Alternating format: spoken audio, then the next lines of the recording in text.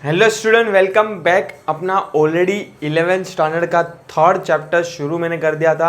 उसमें मैंने first part already पढ़ा दिया है। उसके अंदर अपन ने मीनिंग पढ़ा था कि what is a small scale industry और क्या क्या इंपॉर्टेंस है स्मॉल स्केल इंडस्ट्री के। जिन बच्चों ने अभी भी मेरा फर्स्ट पार्ट नहीं देखा थर्ड चैप्टर्स का, डिस्क्रिप्शन के अंदर ऑलरेडी मैंने लिंक दे दिया है, वहाँ से आप क्या कर सकते हो, रिफर कर सकते हो। नॉट ओनली थर्ड पार्ट्स और थर्ड चैप्टर्स के फर्स्ट पार्ट, बट प्रीवियस जो भी मेरे चैप्टर्स हुए फर्स्ट एंड सेकंड, उसके भी सब पार्ट्स मैंने डिस्क्रिप्शन के अंदर ऑलरेडी दे के रखे हैं। तो बच्चे लोग वहाँ से आप क्या कर सकते हो, रिवाइज कर सकते हो इजीली। ठीक है, आज अपना सेकंड पार्ट होगा और लास्ट पार्ट भी बोल सकते हो थर्ड चैप्टर्स का, जिसके अंदर अपन पढ़ने वाले हैं जो रिमेनिंग पोर्शन है। जो है फर्स्ट तो एक एडवांटेज पढ़ेंगे, सेकंड है क्या क्या चैलेंजेस हैं और setup of small scale in scale of business in India. Third 3 question है, उसमें से 2 बहुत इंपॉर्टेंट है। पहला एक है एडवांटेज और सेकंड बहुत ज़्यादा इंपॉर्टेंट क्वेश्चन है जो है चैलेंजेस। अब डिसएडवांटेज भी बोल सकते हो उसको, पर नथिंग बट चैलेंजेस ही है कि क्या क्या सिचुएशन फेस करनी पड़ती है स्मॉल स्केल इंडस्ट्री को।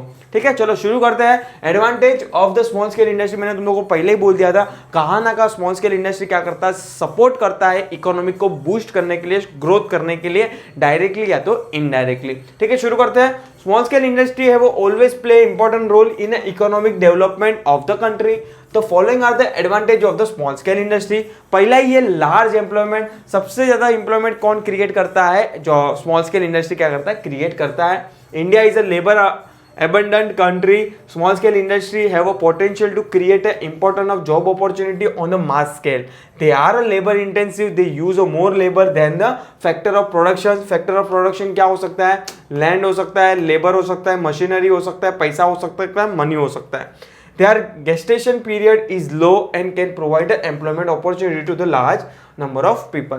क्यों इन लोग स्मॉल स्केल इंडस्ट्री क्यों large number of employment generation करके देता है? क्योंकि उनके पास इतना पैसा तो है नहीं कि हाई टेक्नोलॉजी यूज करे। वो ज़्यादा से ज़्यादा मेन पावर क्या कर सकता है, हायर कर सकता है, पर वो तो हाई लेवल की टेक्नोलॉजी यूज कर सकता नहीं है। इसलिए पहला एडवांटेज क्या है, लार्ज एम्प्लॉयमेंट क्रिएट करके देता है। कौन? SSI, nothing but small scale industry. Second है लेस कैपिटल रिक्वायरमेंट। मैंने तुम लोगों को पहले बोला था कि आपके पास थोड़ा सा भी पैसा है स्टार्टअप करने के लिए, तो आप थोड़ा सा पैसा एज अ कैपिटल के फॉर्म के क्या कर सकते हो, डाल के अपना बिजनेस क्या कर सकते हो, रन कर सकते हो। SSI required less capital as compare to the large scale industry. SSI can be started and run by the small entrepreneur with the limited resources. Next है यूटिलाइजेशन ऑफ डोमेस्टिक रिसोर्सेज। मैंने तुम लोगों को importance के अंदर भी पढ़ाया था कि वो ज़्यादा से ज़्यादा डोमेस्टिक मतलब इंडिया के गुड्स और रिसोर्सेज यूज़ करेंगे, और उसमें भी नेचुरल रिसोर्सेज क्या करेंगे, ज़्यादा से ज़्यादा यूज़ करेंगे। मतलब वो ट्राई करेगा कि सबसे ज़्यादा उसको नेचुरल रिसोर्सेज किधर से मिल सकता है, और उसके बाद अगर लग रहा है कि नेचुरल रिसोर्सेज से नहीं मिल सकता, तो अपने इंडिया से कहाँ से चीपेस्ट रेट में रॉ मटेरियल या तो स्पेयर पार्ट्स मिल सकता है। तो कहाँ ना कहाँ वो ज़्यादा से ज़्यादा यूटिलाइज करेगा। कौन सा रिसोर्सेज यूटिलाइज करेगा? डोमेस्टिक रिसोर्सेज क्या करेगा, यूटिलाइज करेगा। ठीक है, तो नेक्स्ट पॉइंट हो जाएगा utilization of the domestic resources. SSI make a use of local resources which are available in a greater extent, small amount of saving which normally remain idle or now channelized. This will increasing a capital formation and investment in a country or economy. Next है increasing industrial output. SSI produce the customer goods as well as the industrial component. मैंने तुम लोगों को importance के अंदर भी पढ़ा था कि अगर बड़ी बड़ी जो टाटा कंपनी है, अगर वो जरूरी नहीं कि मोटर गाड़ी बना रही है तो उसका सब स्पेयर पार्ट भी वही बनाती रहेगी। छोटे छोटे अगर वो नहीं बना रही तो वो छोटे छोटे बिजनेसमैन को क्या देता है, ऑर्डर देख के उनसे क्या करता है, स्पेयर पार्ट बनाती है, उनको पैसा देती है। और कहाँ ना कहाँ अगर स्पेयर पार्ट बना के दे रही है छोटे छोटे स्मॉल स्केल इंडस्ट्री किसको, लार्ज स्केल बिजनेस इंडस्ट्री को, तो कहाँ ना कहाँ वो सपोर्ट कर रही है किसको, इंडस्ट्रियल गुड्स के अंदर। The goods are cheapest and satisfy the need of the poor section of the society. Product produced by the SSI firm are significant portion of the industrial output of the country. Next है contribution to the export. कहाँ ना कहाँ 40 to 50%, मतलब आप बोल सकते हो 50% of the जो भी कंट्रीब्यूशन कर रहा है एक्सपोर्ट के अंदर, वो कौन कर रहा है, एसएसआई कर रहा है, nothing but small scale industry कर रहा है। Nearly 40% of the industrial export are contributed by the SSI. Products such as hosiery, knitwear, gems and jewelry, handicraft, coir product, woodland, garment, processed food, chemical and allied product, and a large number of the engineering goods contribute subsequently in Indian export. Also, products produced by the SSI are used in a manufacturing of the product by the large scale industry which are exported. It contributes directly or indirectly to the export and earn a valuable foreign exchange. Next है equitable distribution. Sir what you mean by equitable distribution कि जो भी revenue generate हो रहा है किसको SSI को small scale industry को वो इक्वली डिस्ट्रीब्यूट करते हैं अपने वर्कर के साथ. बट लार्ज स्केल में ऐसा नहीं होता है. लार्ज स्केल में अपर अथॉरिटी होती है, मतलब टॉप लेवल होता है, मिडल लेवल होता है और लोअर लेवल होता है. तो उनके लेवल के हिसाब से क्या करता है डिस्ट्रीब्यूशन करता है रेवेन्यू का, प्रॉफिट का. बट एसएसआई में गिन के छोटा सा स्टाफ होता है 20 से 30 जन का, तो मेजोरिटी उसके लेवल के बेस पे उनको क्या करता है इक्वली डिस्ट्रीब्यूट करता है, क्या डिस्ट्रीब्यूशन करता है revenue. Large scale industry lead to the inequality in income distribution and concentration of the economic power. But small scale industry distribute the resources and wealth more equally. मैंने तुम लोग अभी बोला कि small scale industry equally distribute करता है पर large scale equally distribute नहीं करता. This is because the income is distributed among the more number of the worker as it is labor intensive. This result into the both economic and social welfare. Next point है earning foreign exchange. ये तो fifth वाला point से related था कि कहाँ ना कहाँ वो डायरेक्टली और इनडायरेक्टली फॉरेन एक्सचेंज कमाने में क्या कर रहा है, हेल्प कर रहा है. Small scale industry earn a valuable foreign exchange for a country by exporting a product to the different countries of the world. At the same time they are imports are very little. Example, the small scale industry in a Tirupur contribution to a substantial portion of the industry's textile export and earn a valuable foreign exchange for the country. Next है opportunity for the entrepreneurship. अगर आपको entrepreneur बनना है, मतलब businessman बनना है, तो अपने आप को जॉब देकर आप एंटरप्रीनियर बन सकते हो. तो कहाँ ना कहाँ अपने आप को क्या कर सकते हो, सेल्फ एम्प्लॉयड करके जॉब अपॉर्चुनिटी को क्या कर सकते हो क्रिएट कर सकते हो.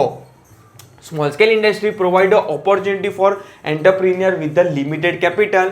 SSI require a less capital and lower the investment in a technology and machines as compared to the large scale industry. या तो enterprises. Therefore, small entrepreneur can start a small scale industry easily. SSI in Japan, which was disastered by the Second World War, become the major economic power because of the many small scale entrepreneurs who contribute greatly to the national development. एक example दे दिया Japan का यहाँ पे कि भाई कि क्या बोल रहा है कि SSI in Japan, which was devastated by the Second World War, become the major economic power because of the many small scale who contribute greatly to the nation of the development. कहाँ ना कहाँ Japan के अंदर आज revival हुआ है. तो किसके बलबूते पे रिवाइवल हुआ है, स्मॉल स्केल इंडस्ट्री के बेस पे बलबूते पे क्या हो रहा है, रिवाइवल हुई है, रिकवर हुआ है. नेक्स्ट है कॉस्ट एफिशिएंसी. मैंने तुम लोगों को पहले बोला था कि स्मॉल स्केल इंडस्ट्री जो भी गुड्स यूज करेगा डोमेस्टिक मतलब अपने लोकल एरिया से ही क्या करेगा, बाय करेगा. तो कहाँ ना कहाँ अगर वो लोकल एरिया से ही गुड्स बाय कर रहा है तो उसको सस्ते भाव में मिलना ही है. एज कम्पेटिव बात करने जाओ तो फॉरेन कंट्री के बाद, ठीक है. तो कॉस्ट एफिशिएंसी उसको मिलेगा. Small scale unit can adopt the micro production method which offer a better quality and more variety at a lower cost. They are a most cost effective as compared to the large scale because their expenses are lower. Next है reduce migration. ये तो अपन ने importance के अंदर भी पढ़ा था कि अगर आप रूरल वाले ये सोच रहे हैं कि मैं मेरा स्टार्टअप कर सकता हूँ मेरे रूरल एरिया में ही, मैं खुद को ही जॉब अपॉर्चुनिटी क्रिएट कर सकता हूँ, इतना कॉन्फिडेंस अगर उसमें है तो वो माइग्रेट करेगा नहीं रूरल टू अर्बन. तो क्या हो जाएगा उसके कारण, अगर वो सेल्फ एम्प्लॉयड कर रहा है तो माइग्रेशन का भी लेवल क्या हो जाएगा, कम हो जाएगा, नथिंग बट रिड्यूस हो जाएगा. Migration happens when the people living in the rural area are not able to find the employment and therefore they migrate to the urban area seeking the employment. Large scale migration puts a tremendous pressure on the land, water and other resources in a urban area. The skill and talent of the rural craftsmen, artisans, etc. lead to the gainful employment to thus with the inherent skill resulting in their economic upliftment. Thus small scale industry help in reducing migration. देखो migration का possibility तभी है ना कि भाई जब भी उसके पास बंदे के पास जॉब नहीं है. अगर सपोज को अपन देखते हैं कि भाई जो बैकवर्ड रीजन है वो रूरल एरिया है, वहाँ से लोग यहाँ पे काम करने आ रहे हैं. मुंबई में हो गया, मेट्रो सिटी की बात करूँ, मुंबई, दिल्ली, बेंगलोर को, उन लोगों का माइग्रेशन का रीज़न यही होता है कि भाई उसके पास जॉब नहीं है। अगर वो अपने आप को जॉब क्रिएट करके देता है, अपने आप को सेल्फ एम्प्लॉयड कर देता है, तो वो माइग्रेशन होगा ही नहीं। नेक्स्ट है flexibility in operation. Small scale industry are more flexible, they can adopt themselves to changing the market requirement very fast. वो अपने मर्जी से जब भी चाहे तभी भी क्या कर सकता है, अपने जो मेथड से, जो सेगमेंट से, जो टेक्नोलॉजी है, अगर उसको लग रहा है कि कुछ चेंज लाना है मुझे मार्केट के अंदर, अगर मार्केट में कुछ अगर लग रहा है कि भाई चेंजेस की जरूरत है, तो वो इजीली क्या कर सकता है, अपना प्रोडक्ट को क्या कर सकता है, चेंज कर सकता है। तो these are the nothing but क्या है, advantage of the small scale industry. Repeat करेंगे बच्चे लोग, क्या लिख पढ़ा अपन ने, पहले पढ़ा लार्ज एम्प्लॉयमेंट, सेकंड पढ़ा लेस कैपिटल रिक्वायरमेंट, पैसे की इतनी जरूरत नहीं है क्योंकि छोटे लेवल पे बिजनेस करना है। तो थर्ड है जो भी यूज करेगा डोमेस्टिक, मतलब इंडिया के रिसोर्सेज को यूज करेगा, इंडिया में भी लोकल एरिया का गुड्स क्या करेगा, यूज करेगा। थर्ड है इंक्रीजिंग इंडस्ट्रियल आउटपुट। फिफ्थ है contribution to the export. Six है equitable distribution. Seventh earning foreign exchange. Eight opportunity for the entrepreneur. Ninth cost efficiency. Reduce migration. और लास्ट पढ़ा अपन क्या पढ़ा, flexibility in operation. Next question आता है अपना challenges before the small scale industry, कि क्या क्या चैलेंजेस है स्मॉल स्केल इंडस्ट्री के अंदर। 9 चैलेंजेस है, 1 बाय 1 डिटेल में पढ़ेंगे शांति से। देखो तुम लोग को अभी भी बोल रहा हूँ, कुछ भी डाउट हो तो आप बिंदास कमेंट सेक्शन के अंदर डाल देना कि सर ये अपन को मेरे को समझ में नहीं आया, तो प्लीज एक्सप्लेन करो मुझे, ठीक है। चलो शुरू करता हूँ। What are the challenge before the small scale industry. Advantage के साथ सर्टन डिसएडवांटेज होते ही, अपन देखते हैं क्या क्या क्या। In India, small scale industry are facing many difficulties and problems, so there is a adverse effect on their work. Adverse का मतलब होता है उल्टा effect. The following are the challenges before the small scale industry. पहला ही लिखा है, क्या लिखा है, old method of production. Old method of production use करने का रीजन यही होता है कि उसके पास पहला क्या नहीं है, पैसा नहीं है। पैसा नहीं है तो वो न्यू टेक्नोलॉजी यूज नहीं करता। यूज नहीं करना पाने के लिए वो कौन सा यूज करता है, ओल्ड टेक्नोलॉजी को या तो ओल्ड मेथड को ही क्या करता है, फॉलो करता है। Generally, small scale industry use a outdated technology and old method of production. The use of low grade technical know-how, nothing but technology and skill is resulting in a low productivity in many industry. Second है inadequate finance, इससे ही related कर रहा है कि भाई उसके पास पैसा नहीं है इसलिए तो ओल्ड मेथड यूज कर रहा है, वरना नई नई टेक्नोलॉजी नहीं यूज करता था। तो सेकंड जड़ क्या है, inadequate finance. Non availability of adequate finance. inadequate मतलब insufficient finance, हाँ लिखना है तो लिख लो। Non-availability of adequate finance is a serious problem faced by the small scale industry.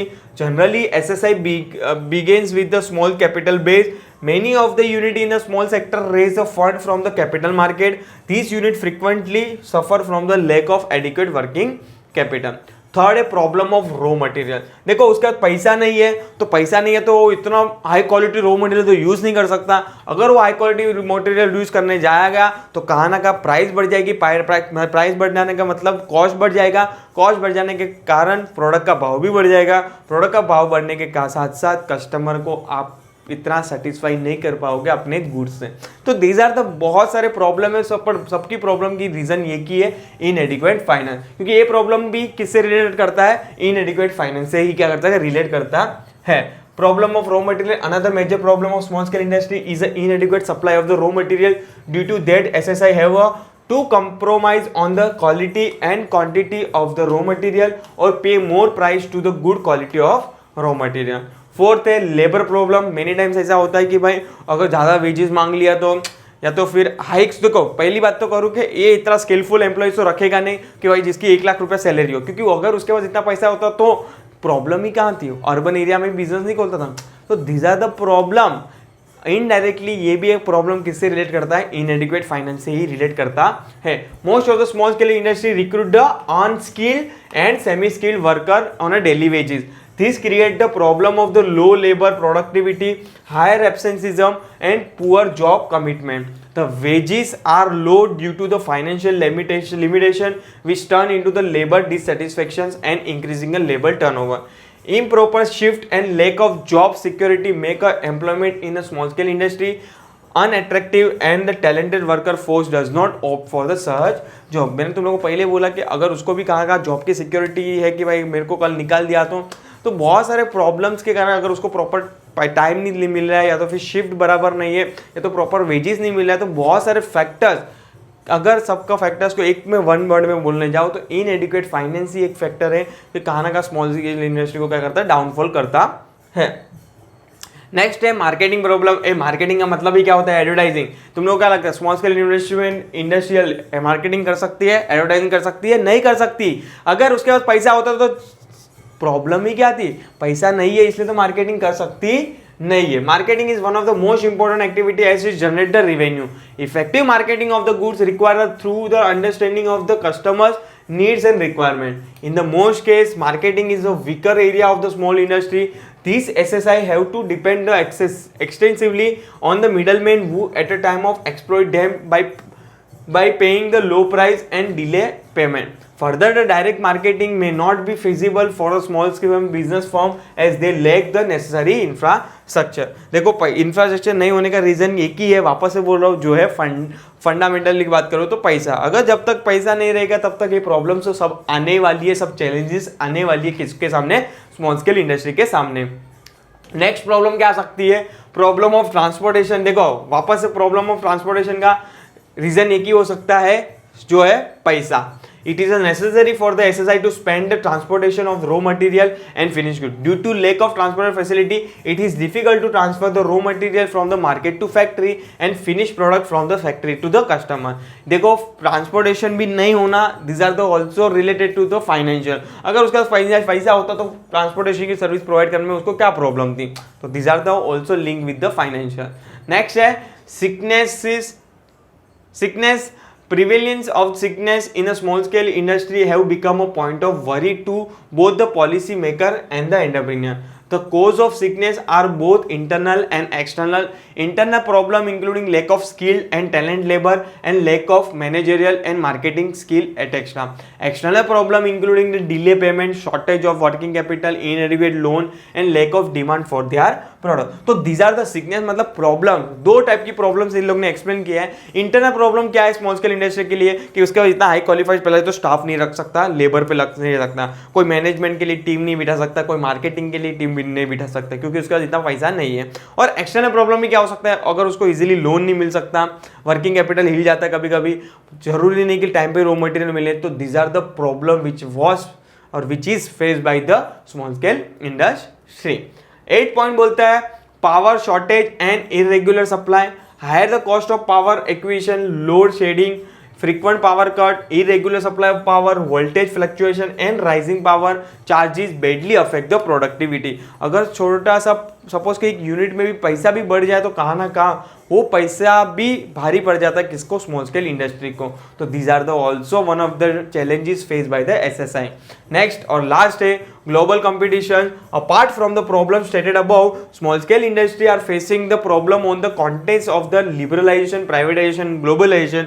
Nothing but LPG की बात कर रहा है, policy being followed by the several country across the world. मतलब वो ग्लोबल कंपटीशन नहीं कर पाता है डायरेक्टली. अगर उसको ग्लोबल कंपटीशन करना है तो उसको कोई एक साथ में टीम होनी चाहिए. टीम होनी चाहिए मतलब 10 स्मॉल स्केल इंडस्ट्री मिलके प्रोजेक्ट पे काम करनी चाहिए, या तो फिर कोई लार्ज स्केल वाला उसके साथ क्या हो, टाइप पे हो, तो ही वो क्या कर सकता है, वो ग्लोबल लेवल पे कॉम्पीट कर पाए. तो these are the nothing but challenges face by the SSI. वापस से रिपीट कर रहे हैं बच्चों, अपन क्या क्या पढ़ा अपन ने. पहला ही प्रॉब्लम चैलेंजेस क्या होता है उसको, old method production. Second इनएडिक्वेट finance, सबकी जड़ यही है कि उसके पास पैसा नहीं है. थर्ड प्रॉब्लम है problem of raw material. Fourth है लेबर प्रॉब्लम.